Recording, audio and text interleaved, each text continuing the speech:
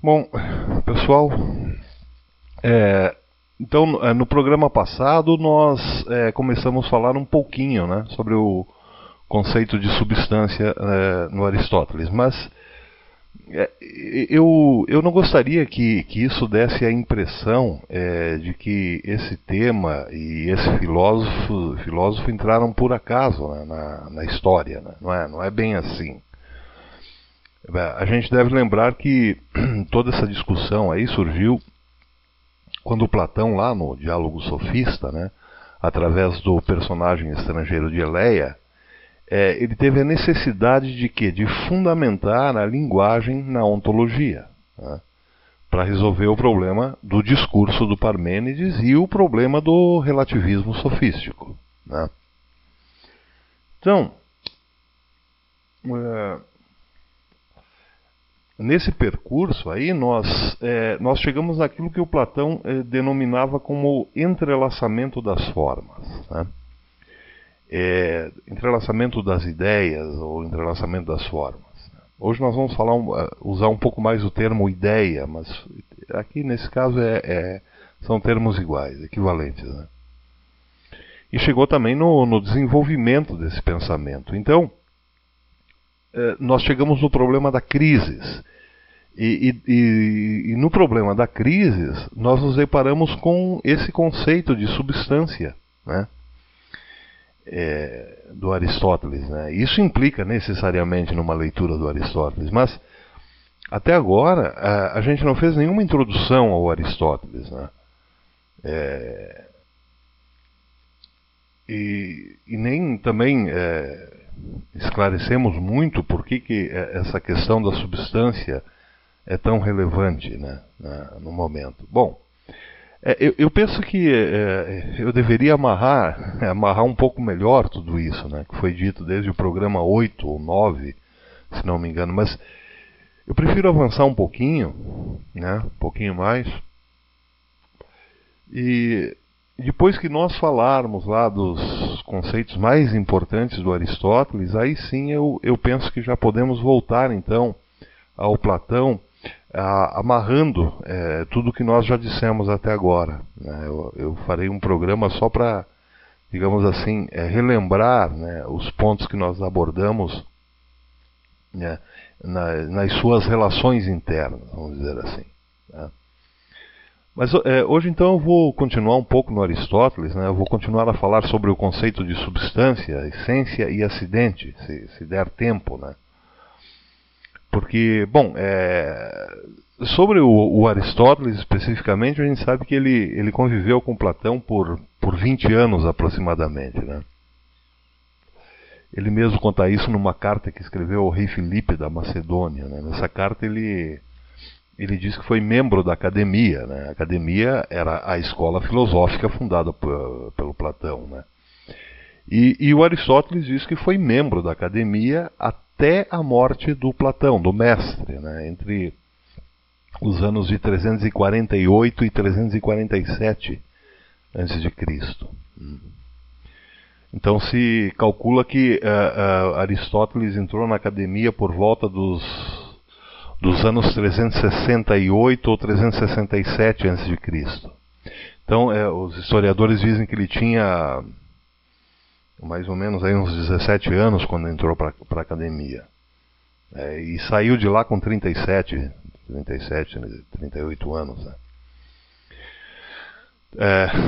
Então quando ele entrou para a academia em 367 ou 368 a.C., né? E a academia, essa escola do Platão, ela já tinha quase 20 anos de existência quando o Aristóteles, com 17 anos, entrou nela, né? O Sócrates já tinha morrido há 30 anos. E o Platão tinha mais de 60 nessa época, em que mais de 60 anos, quando o Aristóteles entra para a academia, né?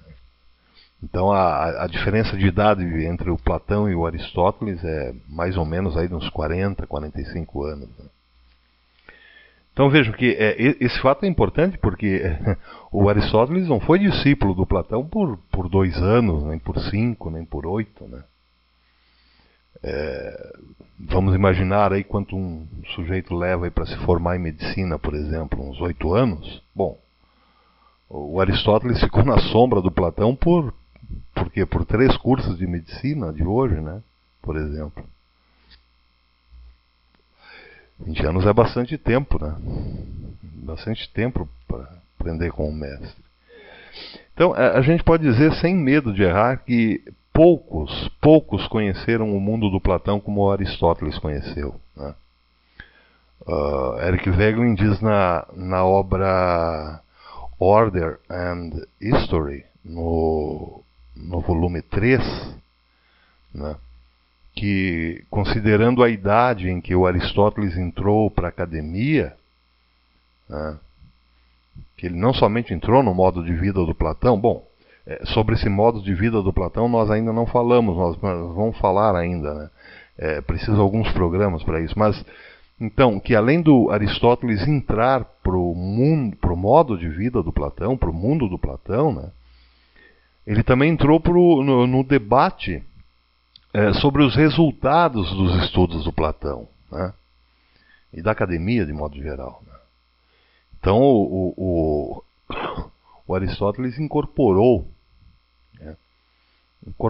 em 20 anos de convivência, ele incorporou os temas da imortalidade da alma, da ordem correta da alma, do significado da ideia, do conceito de ideia, né? A ordem da realidade através da matesis, através da participação das ideias, né? Assim por diante. Então o Aristóteles foi desenvolvendo a sua interpretação de Deus, do homem e do mundo, né? Esses temas da metafísica a partir do que da convivência com o Platão, né? Então o fato é que o Aristóteles foi mais do que um discípulo, né? Ele foi adquirindo uma capacidade imensa, porque ele tinha essa capacidade, vamos dizer assim, mas ele desenvolveu... Vejam, se o Aristóteles não tivesse, digamos, vamos botar entre aspas, a sorte de conhecer o Platão, talvez essa capacidade imensa que ele já tinha não seria tão desenvolvida, né? E com o Platão essa capacidade foi... né, essa capacidade para tratar os temas que o Platão ia descobrindo, né, ela se alargou assim imensamente. A gente precisa lembrar que a academia não era uma mera escola onde o sujeito ia lá estudar os livros, né, dos filósofos do passado. Não era isso, né? O Eric Voegelin diz que a academia era formada por um grupo de estudiosos altamente envolvidos, né, com as causas reais ali, os problemas reais da existência, né? E com o desenvolvimento desses problemas, né? E só isso já mostra que a obra do Aristóteles ela é uma resposta para os problemas que já tinham sido levantados na academia, que já tinham sido levantados por Platão e por aquele grupo de estudiosos, né? A academia já tinha 20 anos quando o Aristóteles entra nela. Então, a gente tem que considerar o seguinte, que o Aristóteles ele está dentro do círculo platônico da filosofia, né? Bom, esse é o primeiro ponto que a gente precisa destacar, né? A obra do Aristóteles está dentro do círculo platônico da filosofia, né? Mas se isso é assim mesmo, então nós temos que pensar o seguinte, que nós temos que pensar em termos daquilo que é mais importante, vamos dizer assim, no âmbito da filosofia platônica, né, para a discussão do Aristóteles, né? E o que seria isso? Bom, a gente pode ficar com a impressão de que esse assunto é inesgotável. A gente pode ficar aqui a noite inteira falando das descobertas do Platão, mas se a gente não chega na teoria das ideias, né, parece que fica faltando algo essencial para a compreensão do Platão, né? E isso nos leva a crer que a teoria das ideias é o coração do platonismo, né? É o que há de mais importante no Platão, talvez, né? Então vejam, esse conceito de substância do Aristóteles, né, é o que se encaixa naquilo que há de mais importante no platonismo. Então a gente pode dizer também que, por outro lado, isso é talvez o que há de mais importante no aristotelismo, percebem? Mas vejam só, vamos recordar um pouquinho a teoria das ideias, né? Essa teoria das formas do Platão. Porque é importante, agora nós entramos no quê? Numa discussão sobre a teoria da substância em Aristóteles.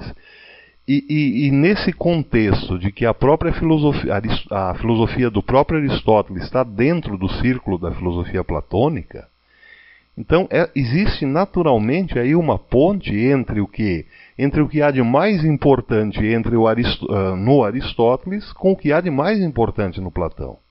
Nós podemos ligar essas duas pontas por cima, vamos dizer assim, que é a teoria das ideias de um lado e a teoria da substância do outro, né? Nós temos que fazer essa relação, né? Então, a gente precisa lembrar, em primeiro lugar, que o Platão, ele tinha... vamos voltar um pouco aqui ao Platão, né? Ele tinha percebido um erro na metafísica do Parmênides. Nós já falamos sobre isso, né?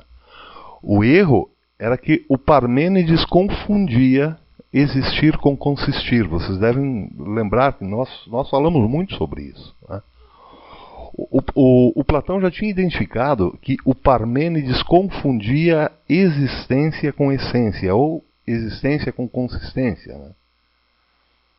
Bom, então, o Platão, quando desenvolve a metafísica dele, né, quando ele desenvolve a sua metafísica, ele considera o quê? Ele considera o seguinte princípio: que existe uma metafísica que pretende ser uma teoria da existência e uma metafísica que pretende ser uma teoria da objetividade, uma teoria dos objetos, enquanto objetos, percebe? Vamos dizer de modo mais simples. O Platão percebe que uma coisa não é a outra. Ele percebe que uma teoria do ser ou uma teoria da existência não é a mesma coisa que uma teoria dos objetos. Bom, essa teoria dos objetos, essa teoria da objetividade, a filosofia dá o nome de ontologia. E a teoria da existência, propriamente, a filosofia chama de metafísica. Então, nós podemos chamar de metafísica e ontologia. Nós podemos dizer o seguinte, que metafísica e ontologia, em primeiro lugar, não são exatamente a mesma coisa. É o que o Platão já tinha descoberto, né? Então, a diferença entre ontologia e metafísica no Platão, né, ela parte do seguinte princípio. Bom, em primeiro lugar, nós devemos perguntar o que é a ontologia do Platão?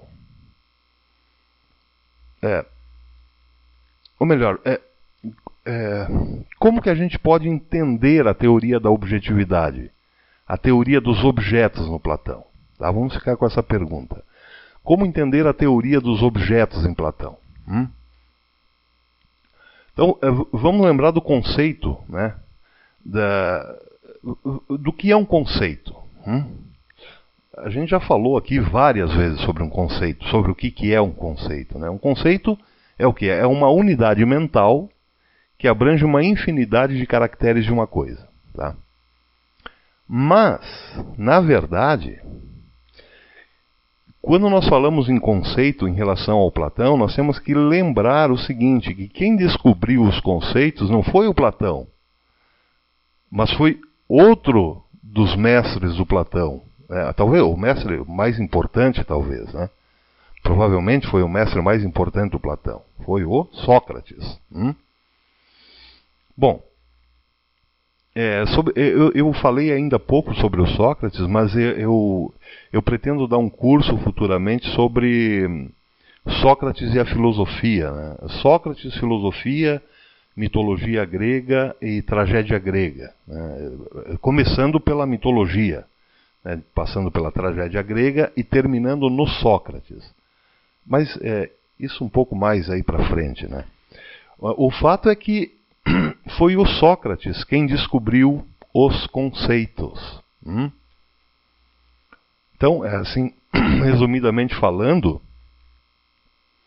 o que interessava ao Sócrates era explicar um método às questões morais, para as questões morais, percebem? A gente pode dizer que a questão da moral, o tema da moral era fundamental para o Sócrates. Então vejam só, o Sócrates buscava o quê? Ele buscava um método universal para aplicar sobre as questões morais. E ele perseguia esse método, e foi perseguindo esse método, vamos dizer assim, que ele acabou encontrando o quê? Os conceitos. E isso é uma história, é uma história bem interessante, por sinal, porque, na verdade, ele descobre primeiro que esse método que ele persegue já era usado, mas não pela filosofia, não na filosofia, era usado em geometria. Porque os geômetras, né, o que eles faziam? O Sócrates observou que eles reduziam as complexas e múltiplas formas dos objetos. Eles reduziam isso a um número bem pequeno, bem reduzido de formas elementares que eles chamavam de figuras. Figuras geométricas. Fica mais fácil da gente entender esse negócio imaginando a cabeça de um gato, por exemplo. Né? Vamos imaginar a cabeça de um gato como um objeto da natureza, porque na verdade é um objeto da natureza. E nós vamos imaginar o seguinte, vamos desenhar essa cabeça, né? Imaginando que exista aqui na nossa frente um gato, tá? Um gato que esteja posando para nós e a gente vai desenhar esse gato. Tá? Então, para desenhar a cabeça desse gato, a primeira coisa que a gente observa é que ela é o quê? Que ela é complexa. Tá? Que existe muita coisa para desenhar. Embora seja só a cabeça de um gato, ainda assim é difícil desenhar uma cabeça. Para quem não é especializado, né, um desenhista profissional, vamos dizer assim, é difícil desenhar a cabeça de um gato. Né? Por quê? Porque ela é complexa, porque existe muita coisa para desenhar. Né? Mas vamos imaginar o seguinte, vamos imaginar que enquanto a gente está queimando aqui os neurônios para desenhar o gato, tenha um geômetra do nosso lado fazendo a mesma coisa, desenhando o mesmo gato.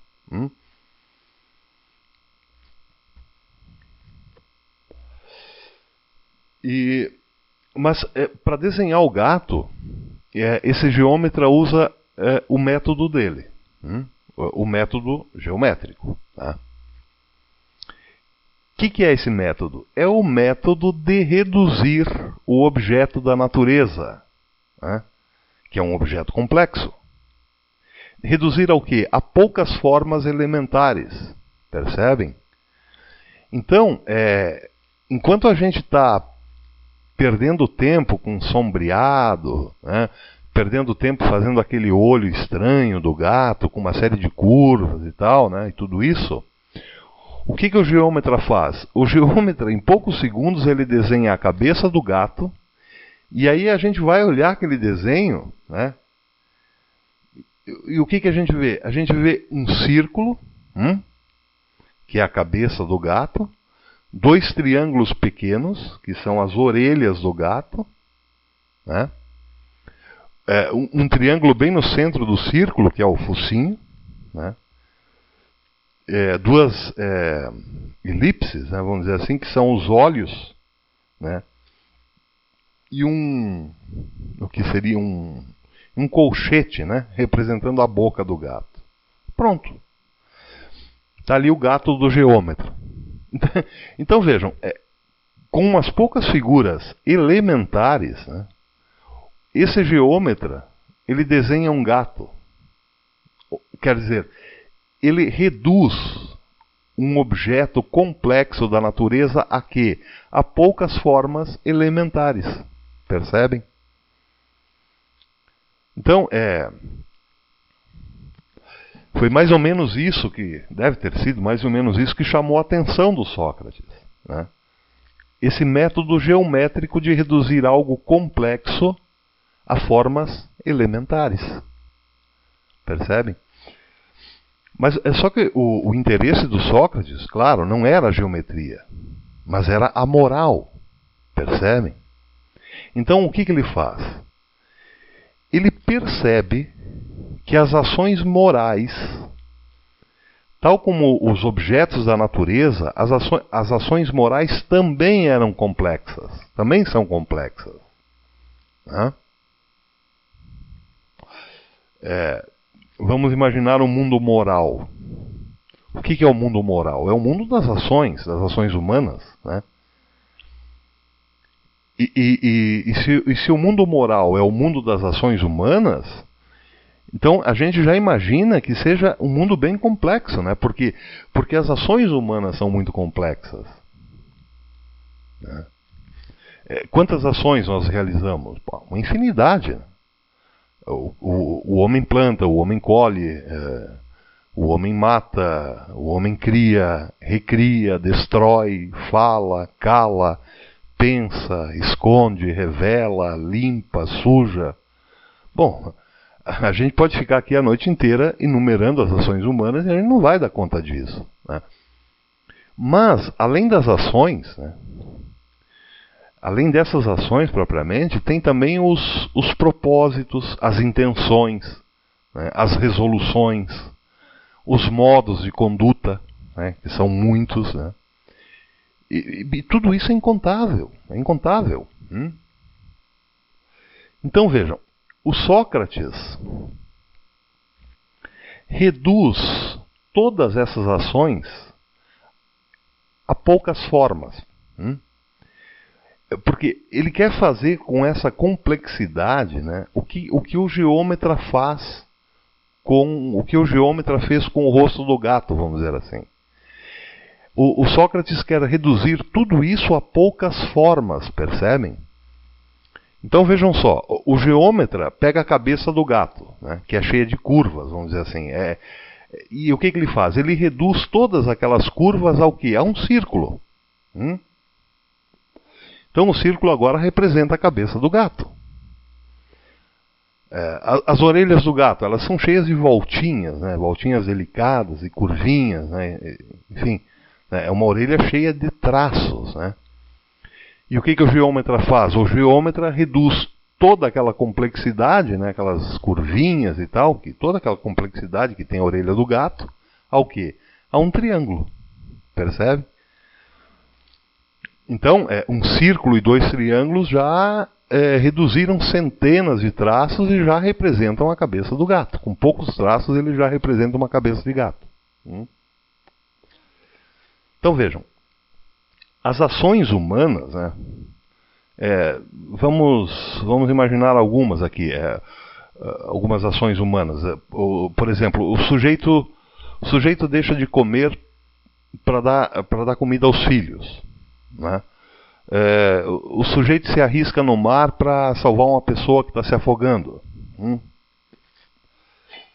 Então, esse sujeito encontra uma carteira, uma mala cheia de dinheiro e devolve para o dono como ele encontrou, sem se servir daquele dinheiro. Bom, esse sujeito tem a chance de enriquecer, vamos dizer assim, delatando pessoas, mas ele resolve continuar pobre para não prejudicar aquelas pessoas.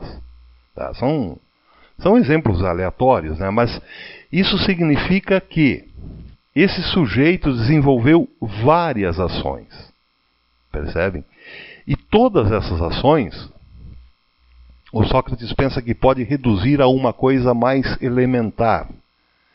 Ele pega essa complexidade de ações e coloca dentro de uma única expressão verbal, de uma única palavra. Por exemplo, a palavra virtude.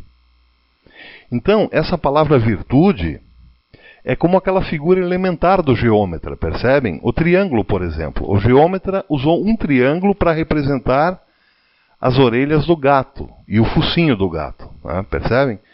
Então, é como se o geômetra tivesse colocado o nariz e as duas orelhas do gato dentro de uma única figura. Percebem? A figura de um triângulo, né? Agora, o Sócrates faz a mesma coisa no mundo moral. Ele coloca várias ações dentro de uma única palavra. Vamos pegar a palavra coragem, por exemplo. Vamos imaginar que essa palavra seja um desenho elementar do geômetra, né? E vamos colocar dentro dela várias ações que são representadas por essa palavra. Um exemplo, uma criança tem medo do escuro, mas ela precisa atravessar o quintal à noite para salvar o seu cachorrinho que caiu num buraco, vamos dizer assim. Então a criança vence o medo do escuro, né, e realiza uma ação. Ela realiza uma ação contra o seu próprio medo. Ela realiza uma ação moral. E o que o Sócrates faria? Então o Sócrates, nessa atitude usando esse método da geometria, ele colocaria essa ação dentro daquela palavra, coragem. Percebem? Vamos imaginar outra coisa aqui. O bombeiro que sobe no último andar de uma casa em chamas para salvar uma pessoa indefesa. Ele vence o medo do fogo, lógico, e realiza uma ação. Essa ação também entra dentro daquela palavra coragem, percebem? E assim por diante. Então, vamos imaginar a palavra justiça, né? Vamos reduzir algumas ações a essa palavra. Por exemplo,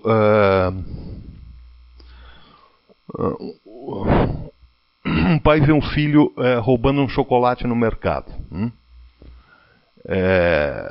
O pai vê que o filho coloca o chocolate no bolso e passa pelo caixa sem pagar o produto. Percebe? Então, o que o pai faz? O pai que viu o que aconteceu, volta ao caixa, né, e paga pelo chocolate. Tá? Isso, de certo modo, seria um ato justo, percebe? Então, esse ato entra dentro dessa palavra. E assim por diante. Então, vejam, com esse método, aplicando esse método geométrico sobre as ações humanas, o Sócrates já consegue organizar a complexidade das ações. Sob o quê? Sob formas primordiais da vida moral. Então, vamos fazer outra comparação, né? Comparar com os geômetras de novo. Eu dizia que os geômetras reduzem a complexidade das formas dos objetos em poucas figuras geométricas. Ok. Então, vamos dar algum exemplo dessas figuras. O círculo, a elipse, o quadrado, o retângulo, o triângulo e o trapézio. Ok? Bom, o quadrado, a gente pode dizer que reduz o quê? Reduz o cubo. O triângulo, a gente pode dizer que reduz o funil, ou o cone. Né? O círculo, a gente pode dizer que reduz uma bola, por exemplo. Né? Então, por que o geômetra reduz um objeto complexo a uma forma elementar? Isso a gente pode perguntar agora. Certamente ele vai responder que ele reduz o objeto complexo a uma forma elementar para calculá-la.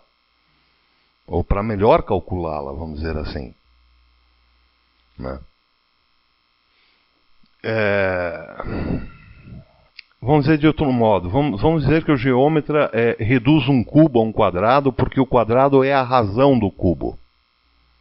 Percebem? Ou que, encontrando a razão do próprio quadrado, ele saberia definir melhor um cubo. Algo assim. Eu não sou matemático, mas são hipóteses. Né? Eu acho que não são hipóteses absurdas. Vamos pegar aí umas formas primordiais da vida moral, então. A justiça, a moderação, a temperança, a coragem, o amor, a compaixão. E por aí vai. Né? Bom, com essas palavras, nós podemos reduzir várias ações humanas. Percebem? Por exemplo, Jesus deixa-se crucificar para purificar para redimir a humanidade de seus pecados. Tá? Bom, nós podemos reduzir esta ação ao quê? Ao amor.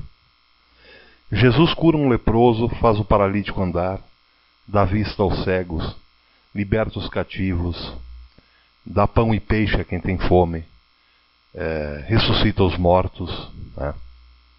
São muitas as ações, mas nós podemos reduzir essas ações a uma dessas ações morais primordiais. Né? Nós podemos dizer que tudo isso é o que? É compaixão. Percebem? Deus condena o ímpio ao sofrimento e eleva o santo ao gozo do paraíso. Bom, também isso nós podemos reduzir. Nós podemos reduzir esta ação, né, ao que nós chamamos de justiça. E assim por diante. Então, ações primordiais, com as quais a gente reduz as ações humanas, elas servem para o que exatamente? Bom, se a gente diz que as figuras geométricas servem para dar a razão dos objetos, então essas palavras primordiais também servem para dar a razão das ações humanas, percebem? Mas o que o Sócrates queria com isso? Ele queria encontrar a razão das ações humanas, percebem? Ele queria encontrar a fórmula racional das ações humanas. Vamos dar outro exemplo. Quando os antigos gregos perguntavam o que é isso, eles estavam perguntando pelo quê? Eles estavam perguntando pela razão disso. Né? Então, se um grego perguntasse o que é um quadrado, ele estava, na verdade, perguntando o que é a razão de um quadrado. E logo alguém responderia que a razão de um quadrado é um P, né, que é perímetro, né, e esse P seria igual a 4L, e seriam 4 lados, né? A de área igual a 1P, que é perímetro, seria igual a 4L, seria igual a L vezes L, né? E o ângulo inscrito seria igual a 360 graus dividido por 4, que dá 90 graus. Né? E assim por diante. Bom, isso era dar a razão da coisa perguntada. E o que o Sócrates perseguia, então, no plano da moral? Ele perseguia exatamente isso. Se alguém perguntasse o que é o amor, Sócrates daria a razão do amor. Se alguém perguntasse o que é a virtude, então o Sócrates responderia com a razão da virtude, percebem? E a razão nesse caso seria o quê? Seria a fórmula racional das ações humanas. Mas vejam só que curioso, essa razão, essa fórmula racional, o Sócrates nomeou de logos, percebem? Claro, essa palavra logos já existia, né? Mas antes de Sócrates, o significado era diferente. A palavra já existia, mas ela significava algo como... ela tinha um significado mais abrangente, mais genérico, vamos dizer assim. Ela significava algo como palavra, conversa, alguma coisa assim, né? Discurso, propriamente, né? Falando de modo bem resumido, mas significava algo, digamos, muito genérico.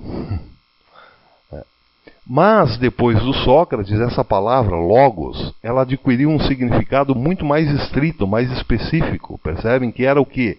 Agora ela significava a razão de algo.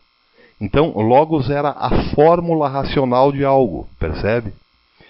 E esse conceito pegou, né? Ele pegou na história da filosofia, né? Desse conceito de logos, por exemplo, surgiu o termo lógica, né? Quando nós dizemos que alguma coisa tem lógica, é porque nós percebemos a sua razão, a sua fórmula racional.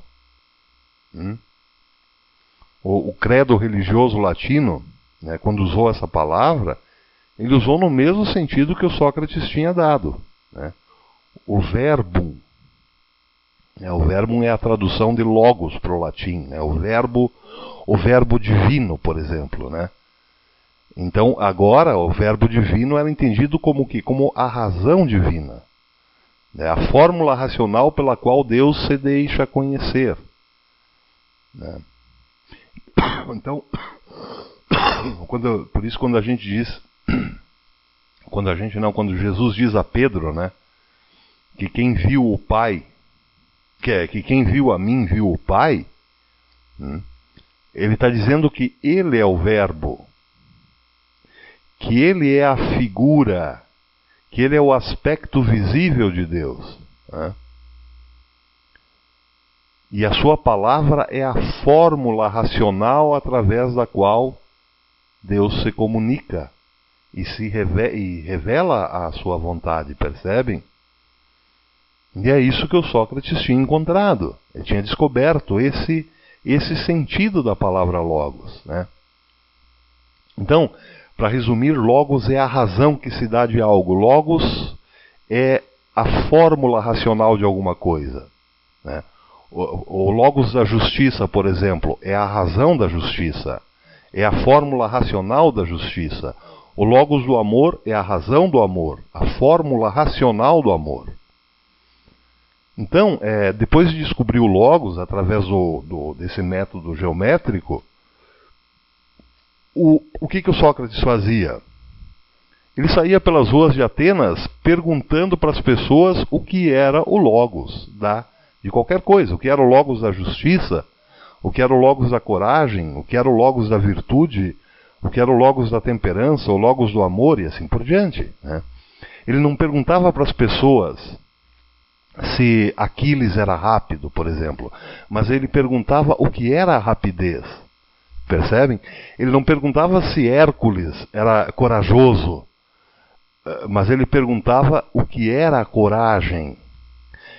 Ele perguntava pelo logos da coragem, pela fórmula racional da coragem. Era isso que o Sócrates fazia. Bom, nós vamos falar bastante disso nesse curso sobre Sócrates e a filosofia, né? Sobre Sócrates, o mito, a tragédia e a filosofia, né? Nós vamos trabalhar bastante esses conceitos, né? A introdução da racionalidade no mito e na tragédia, por exemplo. Bom, mas em resumo, o que o Sócrates fazia, perambulando pelas ruas de Atenas, era pedir e dar o logos das coisas. E o Platão era o quê? O Platão era um desses jovens que seguiam o Sócrates, né, para lá e para cá, percebem? O Platão era o discípulo do Sócrates, né? Mas, olha só, vejam que curioso, porque a gente estava falando de conceito, e agora está falando de logos, né? Desse logos socrático, né? Do logos do Sócrates. Mas é a mesma coisa, percebem? Logos é conceito e conceito é logos. Se nós tomamos por base este sentido que o Sócrates dá à palavra logos. Com esse sentido, nós temos aí a mesma coisa. Logos é conceito e conceito é logos. Vocês devem lembrar que eu já disse várias vezes que o conceito é uma unidade mental, né? Eu até usei aquela figura de uma caixinha, né? Uma caixinha mental onde a gente coloca vários caracteres de uma coisa, né? Onde a gente coloca uma multidão de caracteres de uma coisa para definir essa coisa. Vocês devem estar lembrados. Bom, o que é o logos? O logos é uma unidade mental onde o Sócrates colocava o quê? Uma multidão de ações humanas, percebem? Era uma caixinha mental, vamos dizer assim, né, usando o mesmo exemplo, né, que se chamava, que tinha o nome do conceito. Por exemplo, o conceito de virtude. Então era uma caixinha mental que se chamava virtude, né, onde o Sócrates colocaria dentro daquela caixinha uma infinidade de ações humanas que diziam o que era a virtude, ou que refletiam de algum modo a virtude, percebem? Então o logos, esse logos socrático, né? O logos que o Sócrates descobre é o conceito, né? É a própria definição de conceito, né? Tal como o Platão o usa. Quer dizer, tal não, porque o Platão expande isso, mas o que eu quero dizer é o seguinte, quando o Platão se refere ao logos, ao conceito, ele está se referindo a esse logos socrático, né? Então, quando Sócrates pede o que é o logos da virtude, ele está perguntando o que é o conceito de virtude, né? Então a gente tem que reconhecer em primeiro lugar isso, que o Sócrates é o filósofo que descobriu o quê? Que descobriu o conceito. Percebem? Mas o que o Sócrates queria, na verdade? Ele queria encontrar conceitos puros que explicassem a conduta dos homens, percebem? O interesse filosófico do Sócrates, a gente pode dizer que era quase que exclusivamente moral, né? Ele perseguia os conceitos por uma razão muito própria, né? E muito simples também, e comovente, né? Porque o Sócrates achava que as pessoas más, vamos dizer assim, elas praticavam o mal por ignorância, só por ignorância. O Sócrates pensava que se as pessoas pudessem aprender, né, racionalmente os fundamentos da moral, se as pessoas pudessem aprender a fórmula racional das ações humanas, elas deixariam de praticar o mal. Percebem? Porque ele achava que o homem só era mal até enquanto não sabia o logos das ações morais, né? Bom, mas isso é outra história. Isso é tema aí para esse futuro curso, né, que eu pretendo dar, né? Por hora, então, vamos lembrar o seguinte, vamos lembrar esse fato, né, de como que o Sócrates descobre os conceitos, certo? E agora vamos voltar um pouquinho para o Platão, tá? Bom, enquanto o Sócrates aplicava os conceitos, né, enquanto ele aplicava o logos só para as questões morais, quase que exclusivamente para as questões morais, o Platão amplia o uso dos conceitos para tudo. Percebe? Ele já não usa os conceitos apenas para encontrar as definições das ações morais, mas ele alarga essa prática do uso dos conceitos, ele, vamos dizer assim, ele aplica a tudo. Percebem? Então, o uso que o Sócrates fazia do logos, né, que ficava restrito às ações humanas, no Platão vai muito além disso, né? Ele usa essa descoberta do Sócrates, a descoberta dos conceitos, para todos os temas da realidade, para todos os temas da filosofia propriamente, né? Mas há uma novidade aqui no Platão. Ele usa esse conceito do Sócrates junto com outra descoberta. Ele usa a descoberta do Sócrates com outra descoberta. É como se ele fundisse a descoberta do Sócrates com a descoberta do Parmênides, né, que tinha sido outro dos seus mestres, né? E qual foi a descoberta do Parmênides? A famosa descoberta do Parmênides. Será que vocês lembram? Bom, como eu não tenho esse feedback, eu tenho que responder imediatamente, mas certamente vocês vão lembrar. O Parmênides, ele descobriu a ideia do ser. Lembram? Vamos dizer ideia do ser, mas vocês lembram que o poema do Parmênides era o quê? Era um discurso sobre o ser, né? Então, nós falamos bastante sobre isso. Era uma ontologia do ser, vamos dizer assim. Porque, na verdade, o que o Parmênides faz é dar uma série de predicações do ser, né? É mapear, digamos assim, o ser do ser, vamos dizer assim, né? Então ele diz lá que o ser é uno, o ser é imóvel, o ser é estático, o ser é infinito, o ser é eterno, né? Acho que vocês lembram disso. Bom, por que o ser é? Porque o ser não pode não ser. Né? Por que o ser é uno? Porque não pode haver dois seres. Porque o que seria no primeiro não seria no segundo. Portanto, o ser de um seria o não ser de outro. Mas o não ser não poderia ser. Né? Por que o ser é imóvel? Porque se o ser pudesse se mover, haveria um lugar onde o ser não estava, não estivesse. Porque mover-se é sair de um ponto e chegar em outro, percebem? Então, isso quer dizer que se o ser estiver num ponto, não estará em outro. E se não estiver em outro ponto, quem que estará lá? O não ser, o que não é o ser. Mas o ser não pode ser. Então o ser é imóvel. Por que o ser é infinito? Porque se o ser fosse finito, ele teria um limite.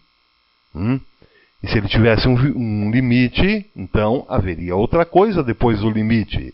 Haveria uma crise entre o ser e outra coisa. E essa outra coisa não poderia ser o ser, então teria que ser o não ser. Mas o não ser não pode ser. Então o ser é infinito. Por que o ser é eterno? Porque se o ser não fosse eterno, teria começado a ser em algum tempo e deixaria de ser em outro tempo. Então a gente tem que perguntar com o Parmênides, e o que havia antes do ser começar? O não ser. Mas o não ser não pode ser. Então o ser é eterno. E o ser também não pode deixar de ser, porque se ele deixar de ser, o que vem logo em seguida? O não ser. Mas o não ser não pode ser, então o ser é eterno. Então vejam, foi isso que o Parmênides descobriu. Ele descobriu a ideia do ser. E a ideia de que o ser só pode ser e ser idêntico a si mesmo. Né? Então ele descobriu o princípio de identidade e também o princípio de não contradição. Bom, bem, nós vimos isso. Né? Mas agora nós estamos vendo outra coisa. Nós estamos vendo que o Platão pega a descoberta do Sócrates, que é o Logos, que é o conceito, né? E pega essa ideia do ser do Parmênides e faz dessas duas coisas, do conceito e da ideia do ser, uma coisa só. Percebem? Esse é o Platão. Mas o que é isso? O que resulta dessa fusão? Bom, se a gente pudesse fazer essa fusão pela primeira vez na história, o que resultaria? Vocês podem imaginar alguma coisa? Vamos tentar resolver esse problema. O que o Logos faz? O Logos, que é a descoberta do Sócrates, o que ele faz? O que o conceito faz? Pegando só o conceito agora. Por que nós usamos um conceito? Para encontrar a razão. Para encontrar a fórmula racional de alguma coisa. Para encontrar uma definição de alguma coisa. Quando alguém quer saber, por exemplo, o que é um homem, ele vai lá no conceito de humanidade, abre a caixinha do conceito de humanidade e vê o que está lá dentro. Então ele define o homem por esse acúmulo de caracteres, que é o conceito, que está no conceito, vamos dizer assim, nesse conceito geral de humanidade. Então o conceito, o que ele faz? Ele define algo. Claro, o conceito não pode não estar pronto, nós temos que construir o conceito, mas esse construir o conceito é recolher características da coisa e colocar dentro de uma unidade mental. E assim que nós vamos definindo alguma coisa, as coisas. Então, o conceito de algo é o que define aquele algo. O conceito de humanidade define a humanidade. Bom, até aqui é o Platão usando o quê? O Logos socrático. Até aqui é o Platão usando uma fórmula racional. Mas agora, então, nós temos que dar um pulo aí para o Parmênides. Se nós estudamos o poema do Parmênides, nós chegamos na seguinte conclusão: que o ser é uno, que o ser é imóvel, que o ser é infinito, que o ser é eterno, que o ser é imutável, né? E assim por diante. Então, vamos pensar um pouquinho. Vamos nos colocar diante deste ser do Parmênides, né? E perguntar o seguinte: dá para perceber esse ser com os sentidos? Né? Será que alguém consegue perceber algo eterno com os sentidos? Claro que não. Porque a nossa sensibilidade está no tempo. E o eterno não está no tempo. Está muito além do tempo. Quer dizer, na verdade, o tempo é só uma gotinha, né? Uma gotinha d'água dentro da eternidade, percebem? Então não dá para colocar o eterno dentro do tempo, né? E se ele não está no tempo, ele não pode ser percebido pelos sentidos, né? A mesma coisa, o infinito. Alguém consegue ter uma percepção sensível do infinito? Não. Porque a percepção sensível está restrita ao espaço. E o infinito está além do espaço. O espaço infinito é somente algo incontável, incomensurável, vamos dizer assim, mas tem limites. Tá? E, portanto, o espaço infinito ele não pode abarcar o infinito em si, né? E ninguém pode ter a percepção do espaço infinito. Então é como colocar toda a água do mar, né, como dizia Santo Agostinho, dentro de um copo. Não é possível. O ser é uno. Alguém consegue ter a percepção do uno? Não, também não. Porque se alguém tiver a percepção do uno, o uno deixaria de ser uno. Porque ele estaria sendo visto de fora, né? E quem tivesse a percepção do uno seria como uno. E já não haveria o agente que percebe, né? E nem o objeto perceptível, e assim por diante. Então, pegando só a descoberta do Parmênides, né, nós nos deparamos com um fato, e é um fato irrefutável.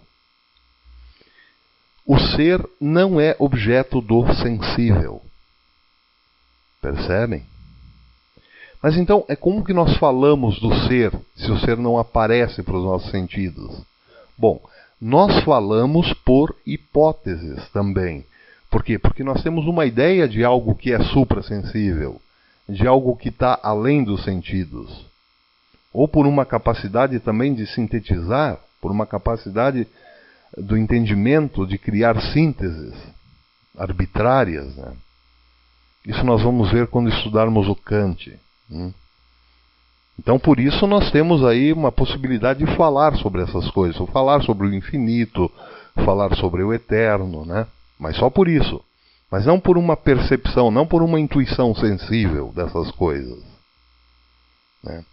Então, eu acho que agora já dá para entender, ter uma pequena noção, ter uma certa noção, né, do que aconteceria se a gente fundisse a descoberta do Sócrates com a descoberta do Parmênides.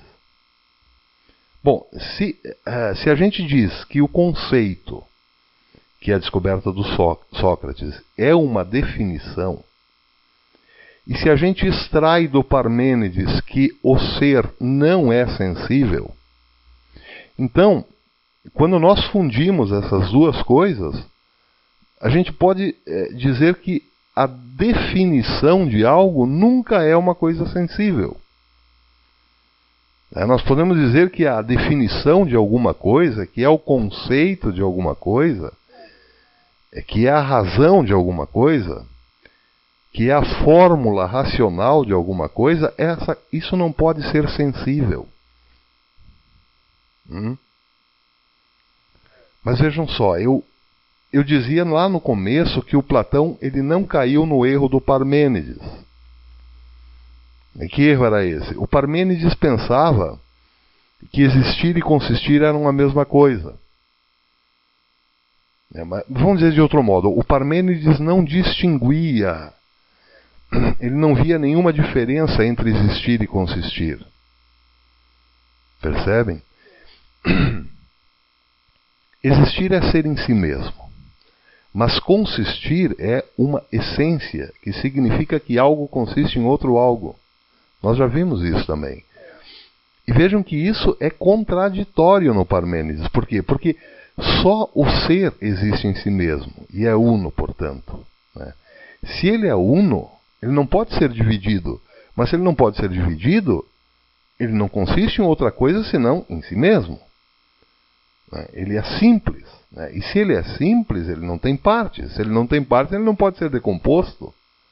Né? Mas o problema é que toda a natureza pode ser decomposta. Então a natureza não é o ser. Se a natureza não é o ser, a natureza não existe. Né? Esse é um problema para quem não distingue existir de consistir. Os sofistas viram isso. E o Platão, para não cair nesse erro, né? Nós estamos vendo isso no diálogo sofista. Né? O que o Platão faz? Ele trabalha com a metafísica de dois modos.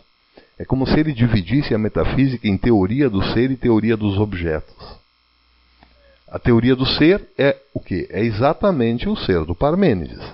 E a teoria dos objetos, ela começa com a própria descoberta do Sócrates, que é o método dos geômetras. O que dizia essa teoria? Que a figura do triângulo, por exemplo, abrange uma porção de formas triangulares que se dão na realidade visível, sensível. As duas orelhas do gato, elas são coisas que se dão para nós, que se dão na realidade visível. Elas são objetos visíveis. Mas pelo método do geômetra, essas coisas visíveis, elas são abrangidas, vamos dizer assim, por uma única forma. A forma do triângulo. Então, as duas orelhas do gato, que são visíveis, elas podem ser representadas pela forma do triângulo, que já não é visível aos sentidos. Não é perceptível aos sentidos externos. Né? Então, vejam, quando o Platão pergunta pelo logos do triângulo, ele não vai dizer que o logos do triângulo são as coisas visíveis que o triângulo abarcou. Não, mas ele vai dizer que o logos do triângulo é uma unidade sintética, é uma visão na qual estão reunidos, estão atados, vamos dizer assim, formando uma síntese indissolúvel, uma porção de entes ou de caracteres. Ou se a gente preferir, uma porção de orelhas de gato, vamos dizer assim. Claro que isso é uma brincadeira, mas não deixa de ser isso que o Platão define por logos, percebem? Mas então, o que nós temos agora? Nós temos a mesma coisa de antes, uma fusão do conceito socrático com o ser do Parmênides. Bom, vamos imaginar o seguinte, vamos abrir o conceito de triângulo. O que nós temos dentro desse conceito? Nós temos uma série de caracteres visíveis. Né? Orelhas de gato, aquela placa de trânsito, né, que indica preferencial. Né? É um triângulo vermelho, com uma faixa vermelha. Né? Tem aquele avião americano, o F-117, se não me engano, que é triangular, né? Um avião feito para enganar os radares. Né? Bom, enfim, nós temos uma tesoura me parece algo triangular. Né? Nós temos uma infinidade de coisas triangulares que são visíveis. Né? Mas nós também temos algo que envolve tudo isso, que é o quê? Que é a razão do triângulo, que é o triângulo em si. Percebem? Nós temos a caixinha, vamos dizer assim, né, que envolve, que guarda, né, todos esses objetos triangulares. Bom, essa caixinha já não é algo perceptível para os sentidos, percebem? A caixinha que envolve todos os objetos triangulares, né, que nós damos o nome de conceito de triângulo, ela já não é algo sensível. É como o ser do Parmênides, percebem? De algum modo, né? E aqui, é aqui que aparece a união dessas duas coisas, do conceito socrático, da fórmula racional do logos, né, com a ideia de ser do Parmênides, que já não é algo sensível, mas que existe em si mesmo, que tem existência plena, né, que tem existência absoluta. Mas a coisa não fica só nisso.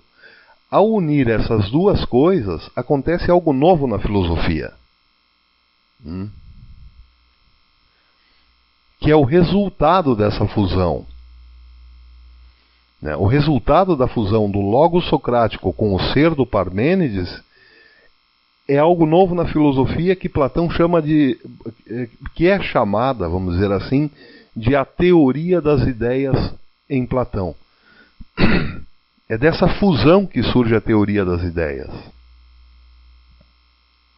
Mas, falando de modo bem simples e resumido, né? Essa fusão entre o logos e o ser do Parmênides, Platão dá o nome a essa fusão de ideia. Ao resultado dessa fusão, o Platão dá o nome de ideia. E vejam bem, isso é muito importante, porque esse termo, essa palavra ideia, ela não existia antes do Platão. Isso é um neologismo criado pelo Platão.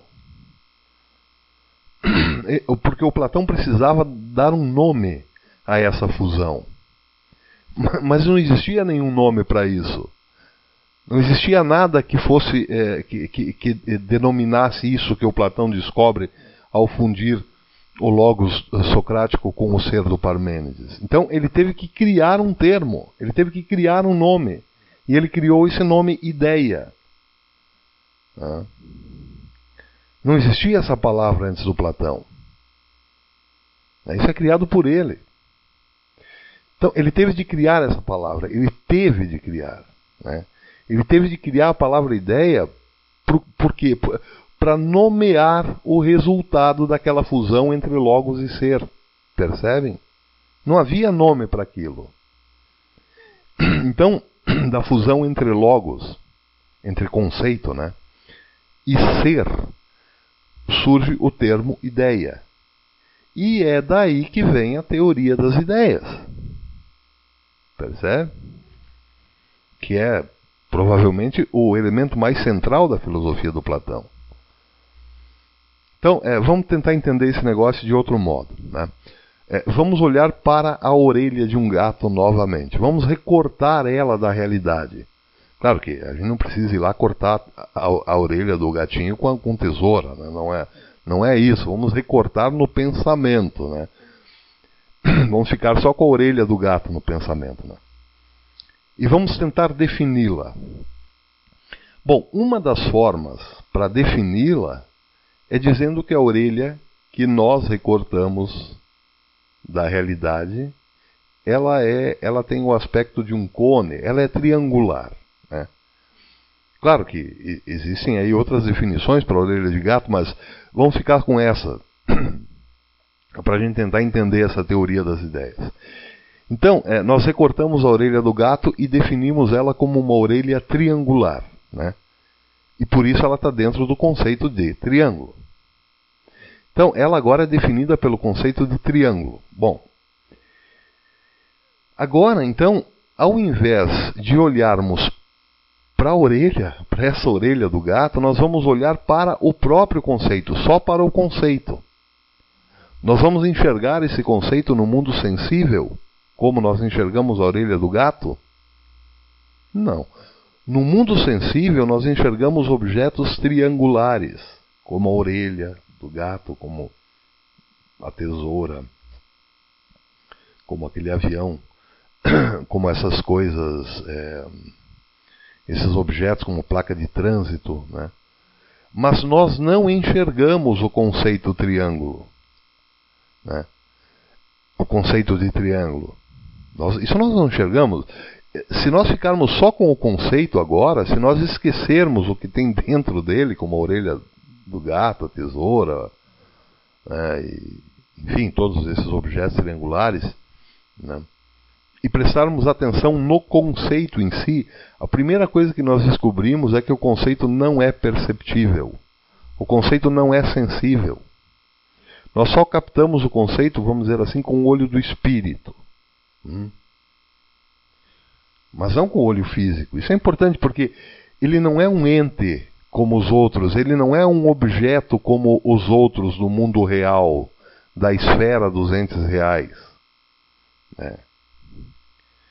Ele é um ente ideal. Isso também é um termo criado pelo Platão. Ele se assemelha a outra coisa.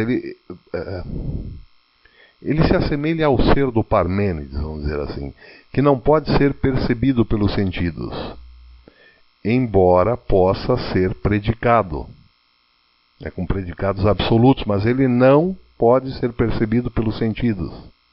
Então vejam, do mesmo modo que o Parmênides afirmava que o ser tinha existência, isso que agora é muito importante a gente prestar atenção. O Parmênides dizia que o ser existia em si mesmo. Bom, o Platão faz o mesmo. E ele vai dizer que esse conceito, essa unidade conceitual, essa razão, esse logos, tem existência, ele existe. E é por isso que ele funde o conceito com o logos, com o ser do Parmênides. Porque o ser do Parmênides existe. Sócrates não via o conceito como... Sócrates não via o logos como um ente existente. Mas o Platão sim. Porque o Platão já colocou aí o Parmênides também. Então, para o Sócrates, o logos era uma operação do intelecto, mas não tinha uma existência fora do intelecto. Para o Platão tem. O conceito que ele chama de ideia, agora o nome do conceito, você veja, ele pulou de logos para conceito e agora para ideia. E é tudo a mesma coisa, mas no Platão é um pouco diferente. Essa ideia, ela tem existência. Ela só não é sensível, né? Ela não é sensível como a orelha do gato, ela não é um objeto do mundo real, do mundo físico, mas ela tem existência, né? E a isso, a essa coisa que nós captamos com o olho do espírito, Platão dá o nome de ideia. E essa ideia é algo que existe. Mas o que quer dizer existir nesse caso? Bom, vamos pensar na ideia triângulo. Quando nós pensamos na ideia do triângulo, nós estamos de algum modo vendo essa ideia, vendo com o olho do intelecto, vamos dizer assim, mas é uma visão nossa. É uma visão do sujeito que vê essa ideia com o seu olho do espírito. Mas acontece o seguinte, para o Platão, nesse caso, tomando como exemplo o sujeito que vê a ideia do triângulo, existem aqui duas ideias. A ideia triângulo como visão do sujeito e a ideia triângulo fora da visão do sujeito, percebem? Então vejam, a ideia, ela é por um lado ela é uma intuição intelectual, do ponto de vista do sujeito que intui, percebem? Mas a ideia também existe em si mesma, fora do sujeito. Dentro do sujeito, na visão do sujeito, a ideia é uma unidade. Ela é uma reunião indissolúvel, né, de todos os caracteres de uma coisa, né, definições dos seus caracteres, né, a consistência desses objetos. Ela é o conceito. Mas fora do sujeito, em si mesma, a ideia tem existência real para o Platão. Então ela existe dentro do sujeito como conceito e fora do sujeito, num outro plano que não o plano do mundo real, ela existe em si mesma. Então vejam, nesse caso, as ideias são como as essências existentes das coisas do mundo sensível. Percebem? Para o Platão a ideia é como se fosse a essência da coisa do mundo sensível. Então cada coisa no mundo sensível, ela tem a sua ideia fora do mundo sensível. né, num lugar que o Platão chamava de mundo inteligível. E vejam, essas ideias... Bom, nós precisamos lembrar o seguinte, que o Platão, ele aplica, né, vamos dizer assim, para cada uma dessas unidades, que ele chama de ideia, ele aplica os caracteres que o Parmênides aplica ao ser em geral. Quer dizer, uma ideia é sempre uma.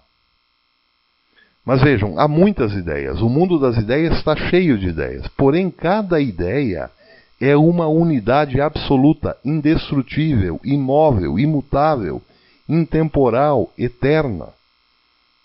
Percebem? E são esses predicados que o Parmênides usa para o ser, em geral, Platão usa para as ideias, para todas as ideias. Cada ideia é uma, imóvel, imutável, intemporal, eterna e assim por diante. Então, tal como Platão ou Parmênides descreve o ser, tal Platão descreve as ideias, lá no mundo das ideias. Dentro do sujeito, a ideia é um conceito. Fora do sujeito, ela é um ente em si mesmo. E ela tem existência fora do sujeito. Percebem? E por isso ela é a essência das coisas que estão no mundo da natureza, que estão no mundo dos entes reais. Nessa região dos entes, na região dos entes reais. Bom, mas para que elas servem exatamente, essas ideias? Então, para o Platão, essas ideias são o paradigma, os paradigmas das coisas do mundo sensível. As ideias são os modelos, vamos dizer assim, os modelos perfeitos das coisas sensíveis que nunca são perfeitas. A minha mesa é retangular, mas ela não é perfeitamente retangular. As linhas da minha mesa não são perfeitamente retas. Os lados não são perfeitamente iguais. Os lados maiores, eles não são idênticos. Tem pequenas diferenças, mas são diferentes.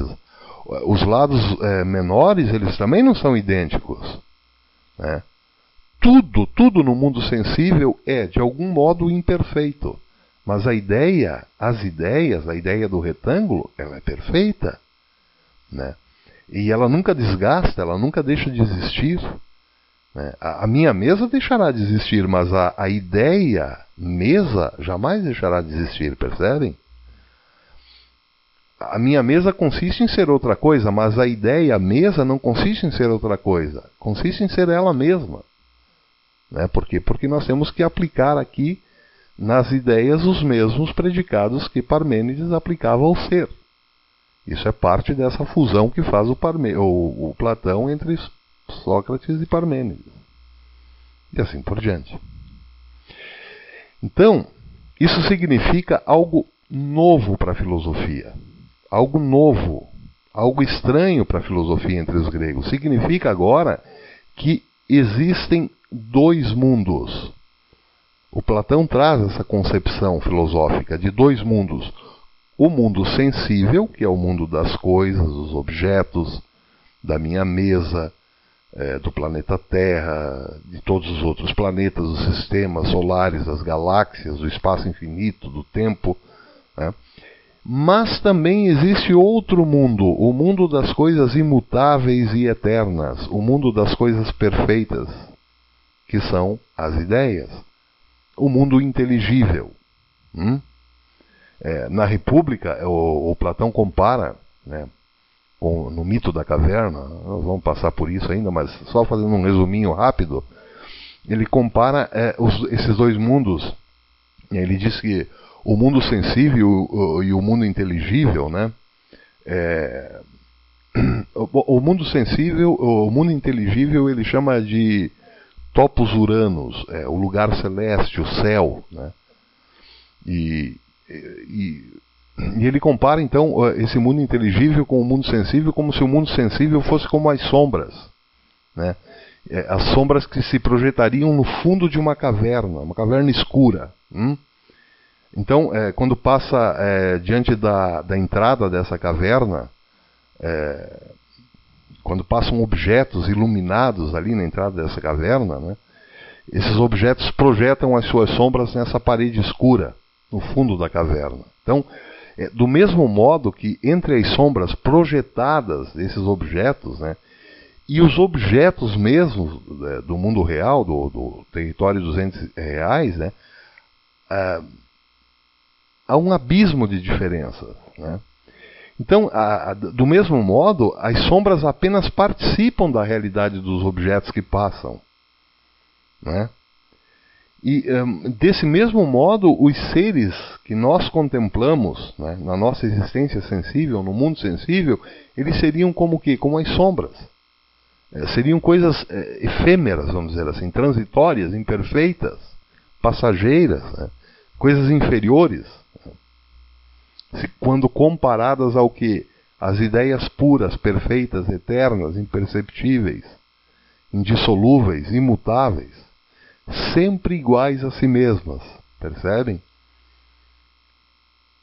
Então, e o conjunto dessas ideias, Platão chama de o mundo das ideias. Mas isso o programa ficou um pouco longo, né? Nós temos ainda que trabalhar um pouco mais sobre isso e voltar para o Aristóteles, né? Para o conceito de substância, tá? Mas agora nós já fomos bem longe, né? Então vamos deixar aí o Aristóteles para o próximo programa, né? Então é isso, pessoal. Espero que tenha sido frutífero o programa hoje. Fiquem todos com Deus. E até o próximo encontro, se Deus quiser.